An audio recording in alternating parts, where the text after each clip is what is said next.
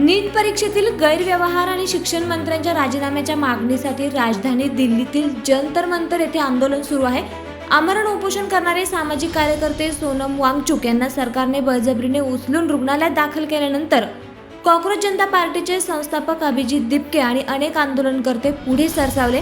त्यांनी उपोषण सुरू केलं। मात्र या विद्यार्थी आंदोलनादरम्यान पोलिसांकडून झालेल्या लाठीचार्जमुळे संतापाचं वातावरण असून या लाठीमार प्रकरणाचा निषेध म्हणून महाराष्ट्रामध्ये वंचित बहुजन आघाडीने महाराष्ट्र बंदची हाक दिली। या बंदला 30हून अधिक संघटनांनी पाठिंबा दर्शवल्याची माहिती समोर आली आहे। यामध्ये राज्यातील अनेक ठिकाणी कडकडीत बंद पाळून या बंदला उत्स्फूर्त प्रतिसाद मिळाला, तर काही ठिकाणी कार्यकर्त्यांच्या घोषणाबाजीवर पोलिसांकडून त्यांना ताब्यात घेण्यात आलं। पुलिस को आगे करती है।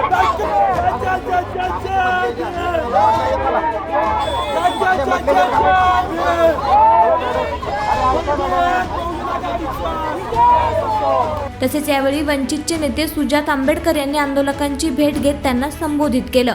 सर्वात पहिले आपल्या सर्वांचा खूप खूप आभार की या दडपशाहीच्या मौसममध्ये जिथे दिल्लीमध्ये विद्यार्थी जेव्हा स्वतःचे न्याय आणि हक्क मागायला रस्त्यावरती उतरतात आणि जेव्हा 21 मुलं पेपर फुटीमुळे स्वतःचा जीव गमावतात आणि त्यांच्यासाठी न्याय मागायला विद्यार्थी रस्त्यावरती उतरतात, तेव्हा पोलीस त्यांना काठीने मारतात, लाठीचार्ज करतात, टिअर गॅस वापरतात, वॉटर कॅनन वापरतात आणि अशी बरीचशी लोक जे पोलीसमध्ये भरती नाही आहेत सिव्हिल ड्रेसवरती काठ्या घेऊन विद्यार्थ्यांना मारतात।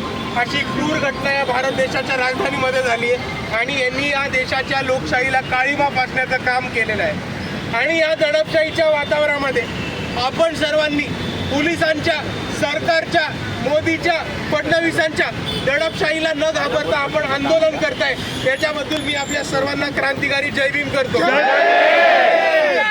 संघर्ष करो, हम तुम्हारे साथ हैं। संघर्ष करो, हम तुम्हारे साथ हैं। आणि हा मोर्चा चालू झालेला दिल्लीमध्ये तर धर्मेंद्र प्रधानांचा राजीनामा मागायला, पेपर फुटणाऱ्यांमध्ये जे कोण सहभागी होते त्यांच्यावरती कारवाई करायला आणि परत कोणत्याही प्रकारचा पेपर फुटी होणार नाही याच्यासाठी बरोबर।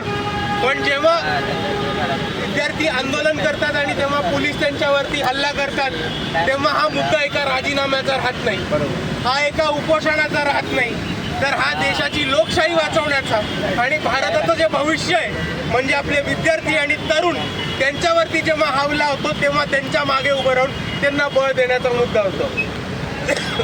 म्हणून आता जर मोदी आणि शहांना धर्मेंद्र प्रधानांवरती प्रेम असेल तर तुम्ही त्यांना ठेवून घ्या, तुमच्या घरामध्ये ठेवून घ्या।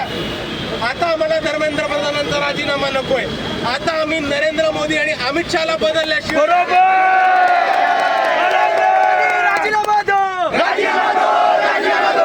आणि पुढच्या निवडणुकीमध्ये हे दडपशाहीचं जे सरकार आहे त्यांना कोणत्याही परिस्थितीमध्ये हटवून आपलं आंबेडकरवादी सरकार बसवायचं हेच आपलं धोरण राहणार आहे।